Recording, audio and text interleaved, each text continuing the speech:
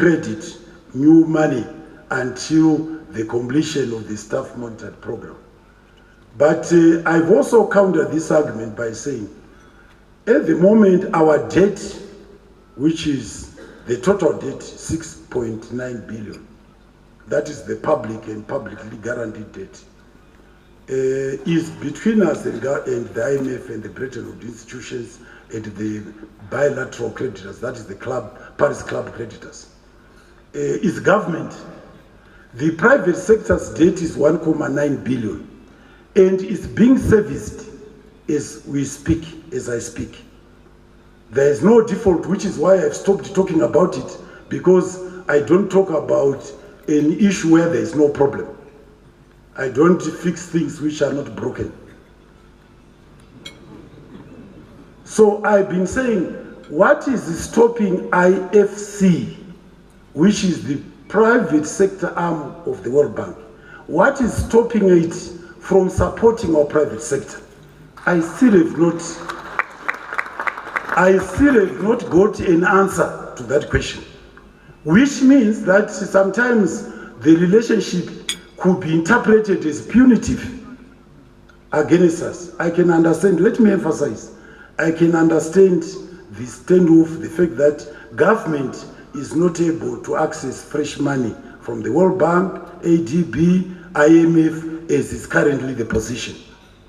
But the private sector is not under sanctions, is not guilty. And so I don't understand the continuing isolation by IFC in refusing to support the private sector, agriculture, industry, manufacturing, mining and tourism. I have also been engaging the IFC and I still have not got a very sound response, other than basically a conclusion which I have that is basically a punitive measure. So we hope to continue engaging them so that we can overcome these challenges. I think I've said my bit, and I want to thank you very much for your attention. I want to emphasize we are a member of the IMF, of the World Bank. I want to emphasize that government is seriously committed to engaging the IMF so that we, as a member, we are able to access the benefits of membership. I also wanted to say this, that we are in the process of negotiating a successor staff monitored program after the end of this current one. So, and for this engagement, I want your support, I want your understanding, I want your appreciation. You should be very much in the picture of this serious engagement, because it is a very important pillar of our economic revival strategy. Like I said, you must understand the IMF. They have a very strong voice in the economic circles of the world. What they say about our economic well-being resonates all over the world. All over the world. And if it is negative, you can basically multiply the negative effect that it will have on our economy. So it's very important that basically we engage them. It is in our interest. We are pursuing these policies under the staff monitored program for our benefit and not for the benefit of IMF. I thank you.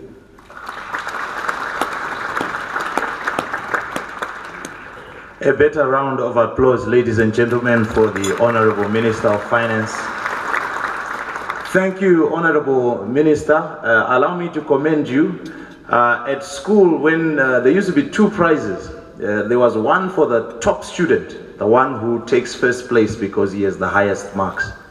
But there was also another prize, which was for effort and progress. For the student who doesn't get the top marks, but has shown the greatest improvement from last year. So, Honorable Minister, allow me today as your moderator to give you this award for effort and progress.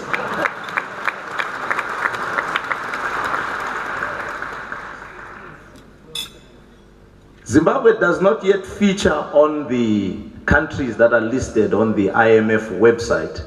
The IMF have a set of countries that they prepare to access what is known as the Highly Indebted Poor Countries, HIPC initiative. Interestingly enough, I was looking at some of those countries. On those countries, there are countries like Somalia, Eritrea, the Sudan, and I was looking for Zimbabwe. Zimbabwe is not yet on that list. To respond to this and to many other questions we may have on the International Monetary Fund and its workings is the head of the IMF delegation in Zimbabwe, Mr. Domenico Fanezzi. Thank you. Please, a round of applause for Mr. Domenico Fanezzi as he gives us his remarks.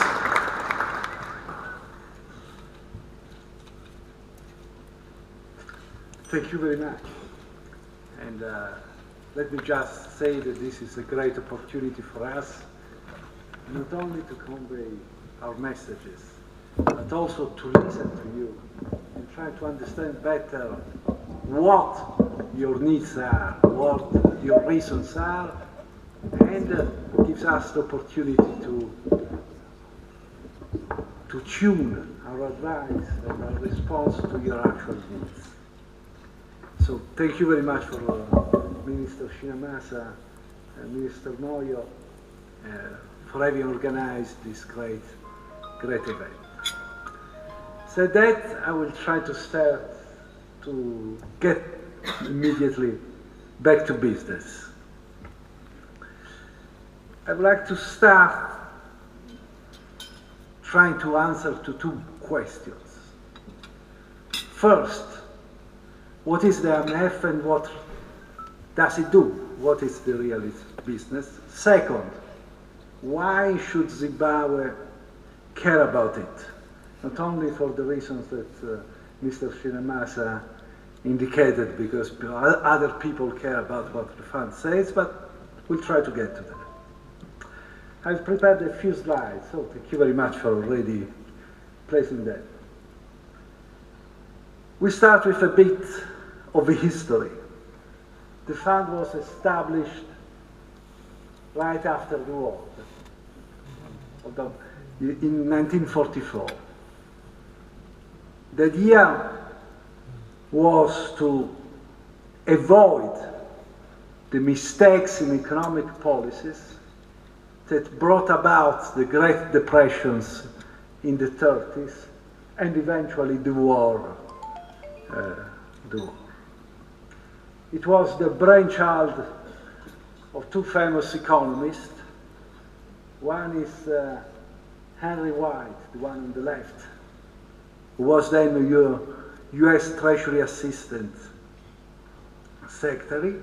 The other is the famous John Maynard Keynes, the British economist. Fun enough, this is something I always like to tell the story. Henry White has been historically proved to have worked as a spy for the Soviet Union at the time, which was a bit funny because of the reputation.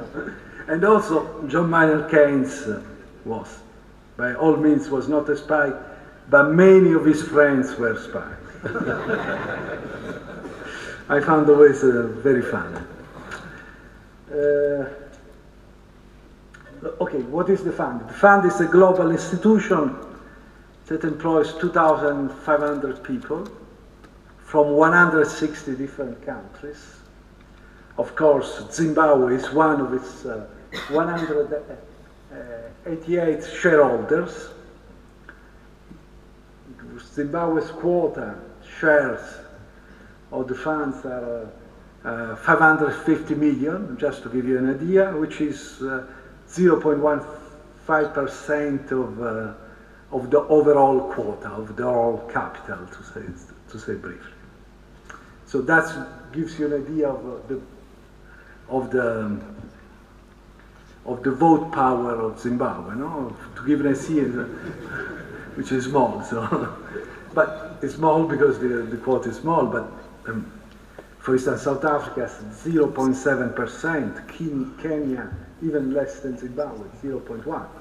There is an issue here that these quotas are a bit outdated because they were decided in 1944.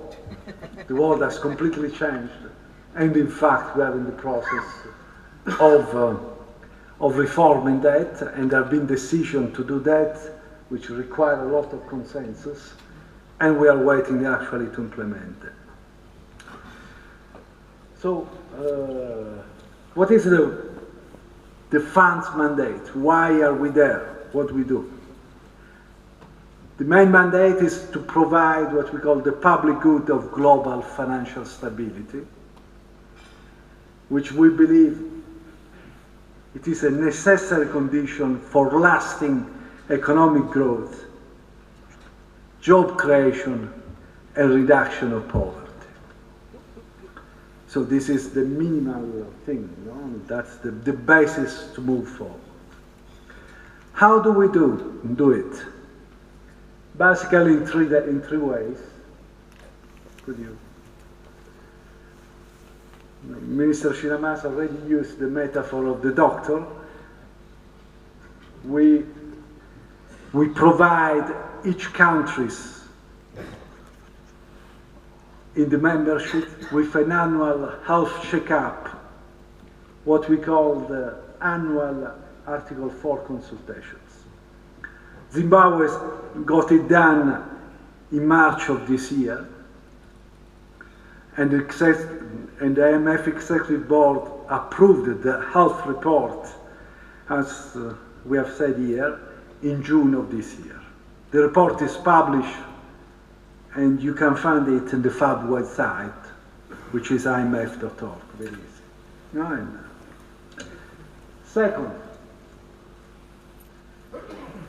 we provide technical assistance to countries in order to improve their institutional capacity to implement sound policies.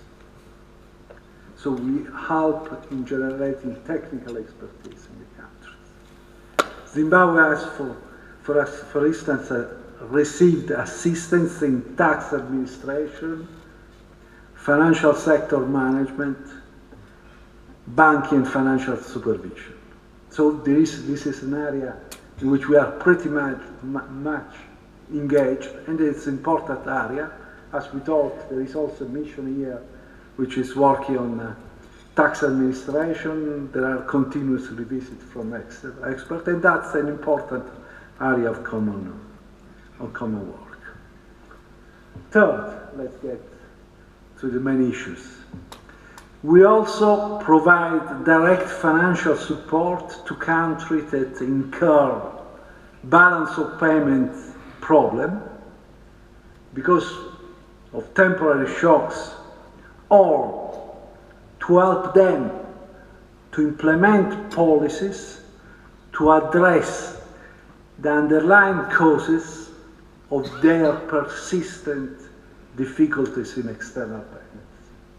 That would be the case of Zimbabwe. However, as it has already been said, Zimbabwe cannot benefit from the financial support because it has accumulated arrears payment with the fund since 2000. Let's be frank, this is not much money, $142 million. But it's a problem. Moreover, it's not only the arrears with the fund by its law, by its statute, cannot extend loans to Zimbabwe until the country runs arrears with other international financial institutions, such as the World Bank and African Development Bank. That's the real problem. We need to solve that problem. So, what is the purpose of the current fund? We don't need that one. You can stop with. So, what is the purpose of the current fund mission in Iran? Why are we here, in effect, since we cannot do this business? Let me give you a bit of background. I think that we agree with the Zimbabwean authorities, and we have discussed it with Minister Chinamasa a number of times, that the ambitious development objective set out by the Zimbabwe strategy cannot be achieved without the financial support of the international community. Zimbabwe faces formidable economic challenges, but sound policies can unleash its strong economic potential and bring better living conditions to its population. However, financial support is paramount to this purpose. Thus, normalizing financial relations with creditors is a top priority if we want to change Zimbabwean economy. We want to unlock access to financial support. This is why we are here. How? Zimbabwe, it has already been said, the economic reform program has been monitored by fund staff for more than 1 year. Why? To build a favorable track record and demonstrate that Zimbabwe is actually collaborating with the fund. A first step. The mission is here to conduct a final review of this program and then bring the collaboration possibly to a different level. Through a new, more ambitious program, that program could constitute an important step in the route toward normalizing relations with international financial institutions, a condition which is essential for seeking bilateral debt rescheduling under the Paris Club umbrella. In other words, rescheduling with bilateral creditors. Thus, the objective of the program what should be basically twofold, two things. First, to increase Zimbabwe's capacity to repay by strengthening its external position and accumulate reserves. Fully agree with Mr. Chinamasa. Second, to show that the country can implement policies that could eventually justify a financial program with the fund. That the country is in the condition, it has the capacity to make the policy steps that could justify our support in a way, in financial terms.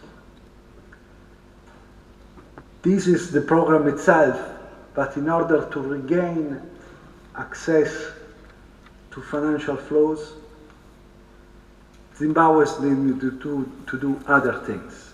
It's not.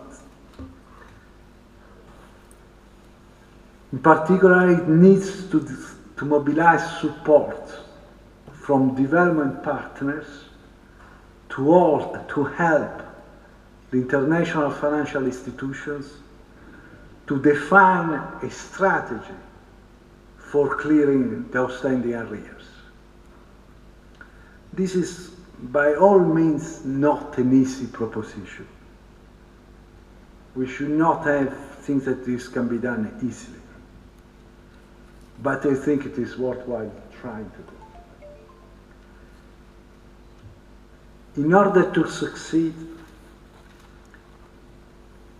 this strategy will require concerted efforts on the domestic front